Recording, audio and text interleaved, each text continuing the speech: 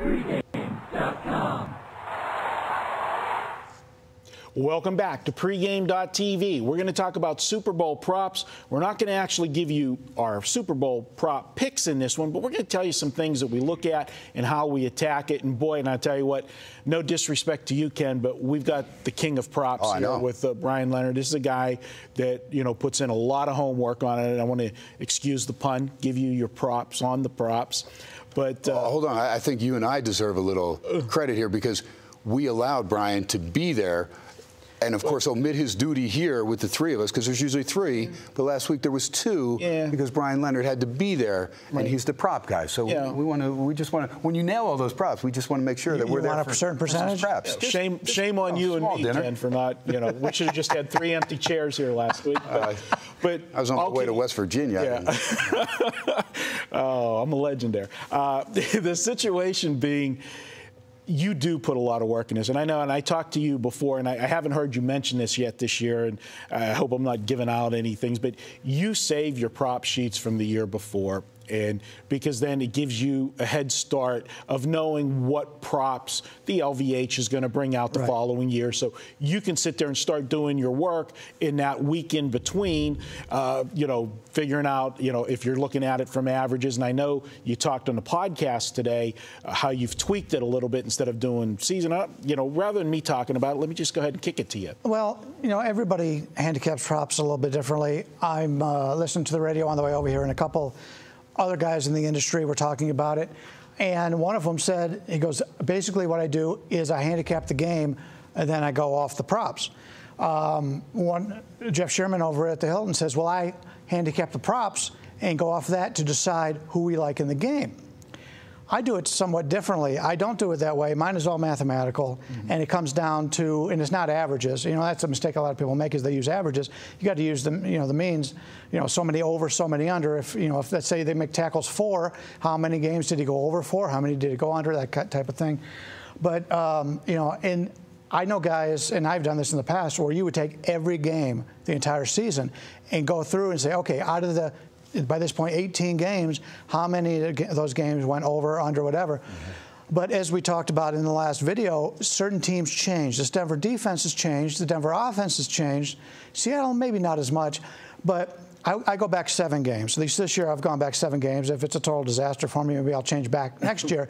But then you go back those 7 games and see what has happened in those type of games. Now, just to play devil's advocate for a moment, with cutting your sample size down to 7 games, do you concern yourself with so often where you've got the better teams in the NFL, and if you've cut it to 7, 2 of the games might be those week 16, week 17, you know, type where they maybe not be playing all the starters or something, and that could skew in. Again, you still got a 7-game sample size, but 2 of 7 is a lot more relevant than 2 of 16. Correct. And in fact, great points. And that's one of the things we'll talk about is you have to decide on what type of game you're expecting as compared to what happened before. Now the line's 2.5, maybe 3. So we were expecting a tight, close game here. The good thing is, too, I don't mean to interrupt, but the good thing is that this season, both teams needed to play the entire season to get where they were going to get, for Seattle to get the 1 seed and for Denver to also get the 1 seed. They both had to play the full 16 weeks. Correct. But you go back, you know, you talked about the Denver on the last video, their schedule as of late. You know, they played Houston and Oakland down the stretch, and they blow out Houston by 24, and they blow out Oakland by 20. So obviously, when you get blowouts like that, you're going to pull some of your starters. In fact, you know, Denver pulled Manning against Oakland. So you go back and you say, okay, well, in that game, Hillman had 12 carries against Oakland. The game before a blowout, he gets 3 carries. If somebody who doesn't do their homework looks at that and they're taking in the sports book, you know, give them some credit for what they do, but there's mistakes that are made. They go through that and they go, well, let's put down Hillman for 1 carry in this game. I look at this, I go, Hillman's not going to play. This is the last game of the season. They are not going to empty the bench. This is the Super Bowl. This is the last game. You know, if Marino gets hurt, sure, maybe another running back will go in there or whatever. But you've got to not only say, okay, well, Hillman's not going to play, but where are those carries going to go? They're going to go to the guys who normally get the carries. So you can't use those averages. You have to go and say, well, they're going to add 2 more carries per game on this because of that. So that's where you're able to take advantage of it, where I won't say lazy, but I will say somebody who doesn't put in the work when they're making their lines, they'll come up with a different number than a guy who actually goes back and takes the time and looks at this stuff. And to be honest with you, there's a thing on the forums this week about who went down to the Hilton or whatever. Those guys did a better job this year than they've ever had, and they put up 350. I found 2 the first night, and I went back later and found 3.